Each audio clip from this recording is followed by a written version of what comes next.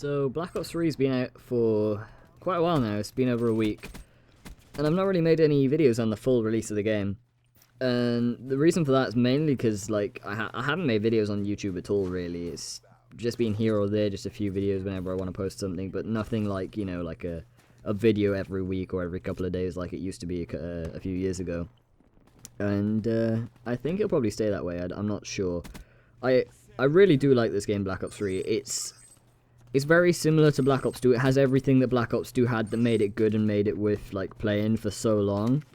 And then obviously the new features, which I feel like Activision are kind of forcing on Treyarch now. They're sort of seeing like, okay, so most of the games now are having these thruster jumps, and they're sort of making it more futuristic. And I feel like a lot of games are going to have that now.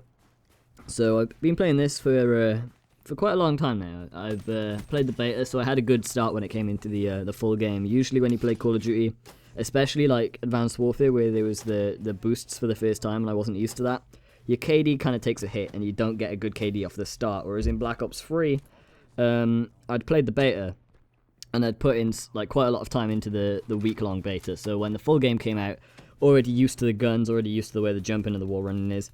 And so I started off strong, and now only a week in, I've got a 2.6 KD, like a 4 win loss, and like 460 score per minute. So pretty good stats off the start. I'm just over 2nd prestige now. Usually I think like starting up, around 1 prestige per week is usually what I average, and then obviously it slows down as the game gets older and you get less interested in it. But I feel like I'm gonna slow down, so it's not gonna be 1 prestige per week from now on, mainly because other games that come out, such as Fallout 4, which I've been putting quite a lot of time into as well. So the leveling up in this game, it's I was gonna say it feels slow, but that's incorrect. It definitely is slow. It takes like 15 hours to prestige. I think my first one took me like 17 or 18. So obviously getting quicker as you get more experience with the game. But that's quite a long time, considering Advanced Warfare, my fastest prestige was like 8 hours, which you could easily knock out in like a weekend if you were played enough. But 17 hours I think is going to be the slowest I'm going to get for a prestige in this game. I think I'll average around 15, maybe 14 on a quick one. And this gameplay, I haven't even covered it. Using the XR-2 with a reflex sight, high caliber. The secondary is the standard MR6 pistol. Kill streaks, UAV, counter UAV, and the wraps. I would be using the Hater or the VSAT or the Blackbird, whatever you want to call it, but had not had it unlocked at this point in the game because I'm not leveled enough, obviously, because I'm still doing my prestiges. Don't have everything unlocked. I do plan to go to Master Prestige eventually, but obviously a slow grind to get there. And this gameplay was my first ever nuclear. In Black Ops 2, I was good at the game, right? I had a 2 KD throughout like the entirety of Black Ops 2. Had not got a nuclear for a couple of months. Obviously now the game's been out for 10 days. I've gotten 2 nuclears, so I'm pretty happy with that. I've got both of them without me using a VSAT, which I find funny. Obviously, I'm playing with one other person here, that's Blue. He's running VSATs, and that helped me a lot, like honestly. And there's one point in the gameplay where someone shoots me in the back, and he kills them straight away, and I'm looking around to see where they are. And I'll be honest, both times I've been playing with him and only him, and he's the reason I got it, really. I mean, obviously, I'm hitting my shots and I'm killing people, but him feeding me those haters or the VSATs is definitely helping. So, been mainly playing solo or with one player. We've had a few times where we played as I was going to say a fire team, but that's Destiny. As a party of like 3, 4, or 5. I don't think we've had a full team of 6. Oh yeah, we have, but it wasn't for too long. There was an issue when the game first came out where we couldn't find other lobbies when we had a party of more than like 3, so we've mainly stuck to like me, Blue, and then like one other person, or just me and Blue. But obviously it's more fun when you play with more people, because obviously you get more streaks, and obviously you just talk, I'm saying obviously like 8 times. Been a while since I've done a commentary. Not as good as it as I used to be. So, been playing Fallout 4 as well. I'm not sure if I'm gonna go into that in this video. I'm not sure if anyone who watches my videos even plays Fallout that much, because it's obviously...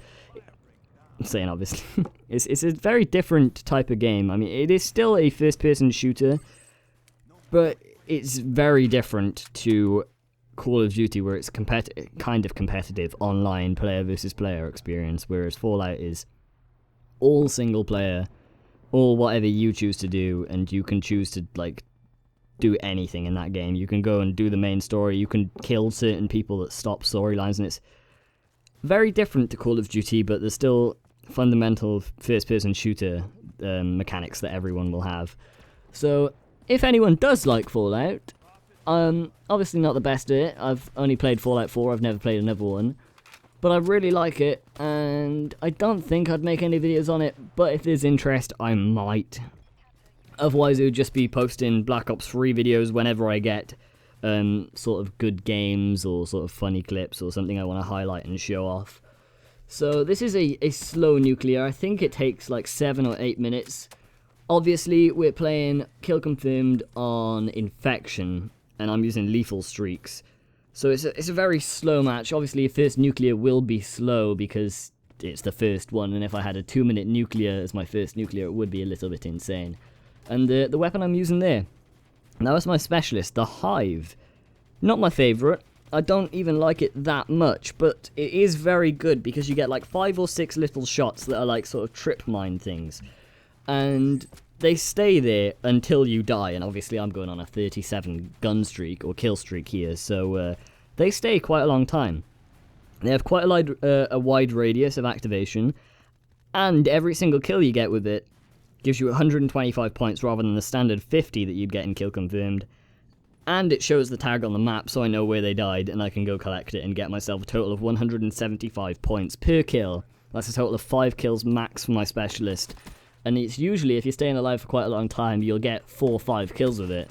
It's a very, very good specialist, but it's situational. Here's the situation where Reap saved me. It's a very situational specialist. I was just trying it out for this game, and it happened to be a good game where I got fed quite a lot of haters, and managed to stay alive long enough to get myself the hater. For the XR-2, what do I think of it? Well, let's talk about the weapon balance as a whole in Black Ops 3, and here's going to be the collateral headshot here with the high caliber to get me that nuclear in the challenge, and then that guy destroyed.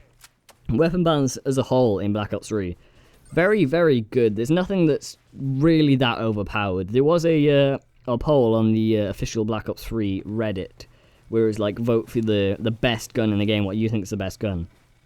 Nothing stood out too much.